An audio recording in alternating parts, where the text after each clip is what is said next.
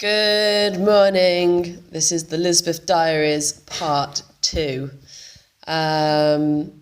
So I wanted to just have a carry on this kind of casual conversation sort of thing, I've got myself a cup of coffee ready. I know, shock, it's not tea, but hey, here we go.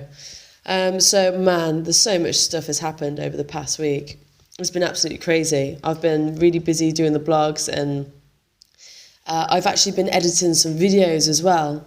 And I just want you guys to know that I am not the best editor at all. I'm not. I'm literally cutting and splitting clips and putting it together in a storyline just to kind of share another dimension of what's happening.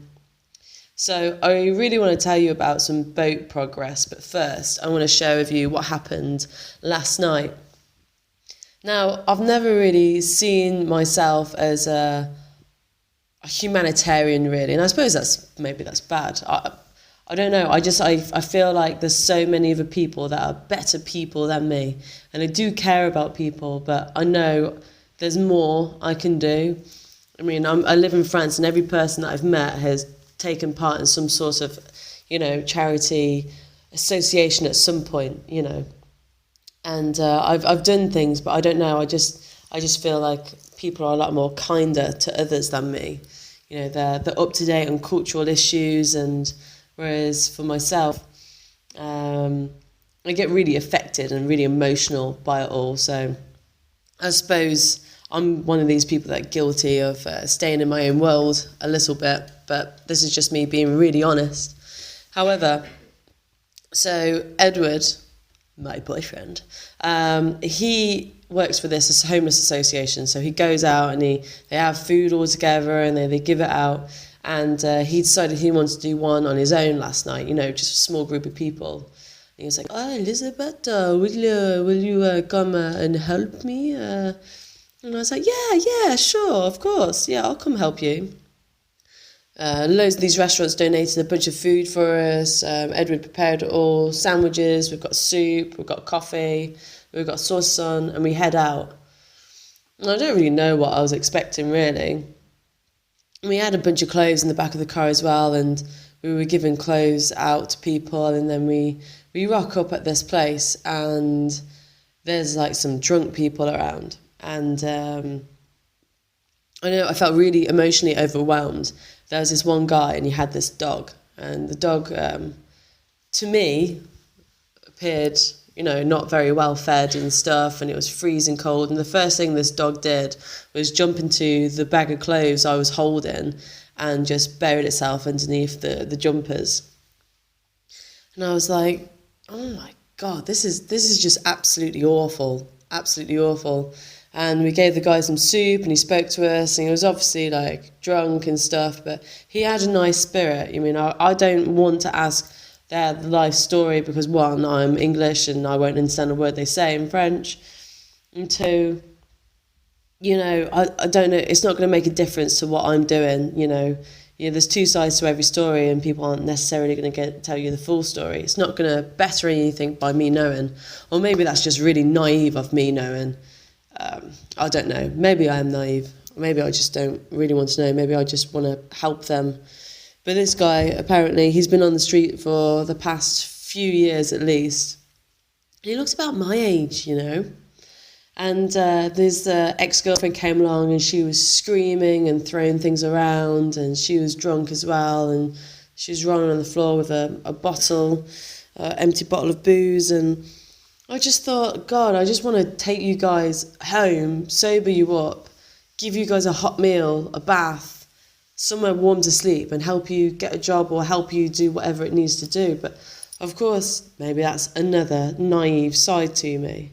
I'm sure loads of people have wanted to do this in the past, and it's not necessarily safe, but maybe I live in this daydream world that I'd just like to have a small apartment where I could house people, get them sorted, and then they can go on their merry way, I don't know what it's going to take to help individuals, I know they've got to help themselves as well. And I think I'm talking about this today just because I haven't spoken about it to anyone here, because Edward, he's very experienced in all this, and I'm worried about seeming a bit stupid. And I know he won't say I'm stupid, but maybe it's just easier to talk to you guys about it. Maybe you're the same as me. Maybe you don't really know what to do as well. And, you know, so, yeah, and I found that this dog was not following this guy. He was running around after this girl, trying to help her, and the dog didn't move. It stayed in the bag of clothes. So then I find myself hiding the dog. I put a blanket over the dog. It's underweight. It's cold. It's not even eating. I have food for the dog, and it's refusing to eat. And so I just go to Edward and say, I'm taking the dog. I'm taking the dog. And it's like, Lizbef, you cannot do this, you know, it is his only friend. And I just have this overwhelming sensation in me when I'm like, I don't care. I don't care. I don't care that he's his only friend. You can't make a dog suffer just because you don't want to be lonely outside. And is that terrible of me? It must be terrible of me, because it's not fair, is it? I can't take the dog away from someone when it's like his only companion. He keeps him warm at night. It's his friend. It gives him some sort of joy in this horrible scenario that he's in. But on the other side, this dog is really cold. It's not eating. It doesn't look well. What am I supposed to do? I don't know what I'm supposed to do. Sometimes I feel more sympathy towards animals. And I felt like I you know, I'm surrounded by these drunks and people who are a little bit, like, not all there. And suddenly I'm the crazy one because I'm surrounded by all these people that need help. The only person I want to help right there and then is this dog that's shivering in the bag of my clothes, like, trying to fall asleep. And, yeah, but the guy, he was a nice guy who looked after this dog. Maybe you guys say, well, just because you're a nice guy, it doesn't matter. But yeah, but he kept on running off trying to help this ex-girlfriend of his, and he was very kind, and she was upset about a number of things, I don't know what. And I continued to try and hide this dog, and the guy went off without the dog eventually. And I was like, yes, I can take the dog, I can save it. And then I said to Edward, well, we can't go yet, the dog's here, maybe I can just take it home. And he was like, no, Lizzie, you know, Arnold's friend is here. He will take care of the dog. And I turned to this guy and I'm like, oh, are you sure? And he's like, yes, the dog will be okay with me. I'm like, oh, God damn it. So that's what happened. And then, oh man, am I a bad person? I don't know if I'm a bad person. God. But then we carried on, and then we went to some other places. We went to this car park shelter. And there's these people, and then they camp out under there. The taxi drivers, they keep an eye on them. So I suppose in all of Marseille, if you're going to sleep outside, that's probably the safest place. And you see all these people from different walks of life, and yeah, it's really intense. It's, you know, everyone's coughing and shivering, and I don't know what to do. I suppose everyone here can suggest of things to do, but the thing is, I felt like with these sandwiches in hand, it was like I had a pot of water and I was trying to water the desert. That's what it felt like. We heard all of their stories, and there was nothing I could do to really help. There's nothing like big I could do to help change their lives. Yes, I was giving them a sandwich, but okay, they're not going to be hungry for the night. What about in the morning? What about the next day? What about, I don't know. But yeah, so that was my experience last night. And I know this is not an uplifting boaty experience. And I do want to share with you some cool stuff about the boat update. But however, for the boat update, I have edited my first episode. So that's going to go up. And I think that's going to be a bit more fun to watch, because we had a crazy few days, and you won't believe what happened. But we're going to share it with you via video platform.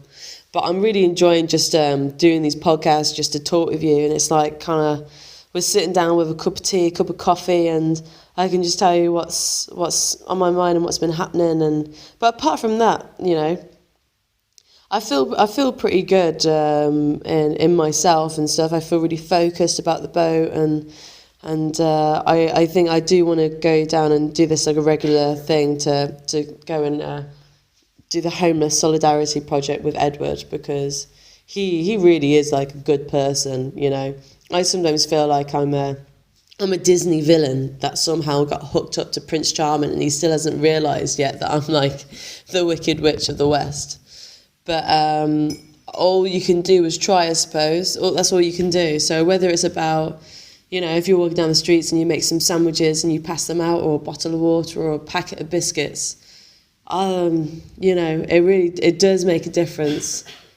So, yeah, let's do this together. I think it's about small acts of human kindness. That's what I want to push today in this podcast, I suppose. But yeah, I send you guys all my love today, and I'm going to do another podcast shortly, something a bit more uplifting and bright. Here's a little ender for you. That'll be exciting, hopefully. Lisa and I, Lisa Hoff, Miss Austria, the Ninja Beast, DJ Downwind, we are going to London in February.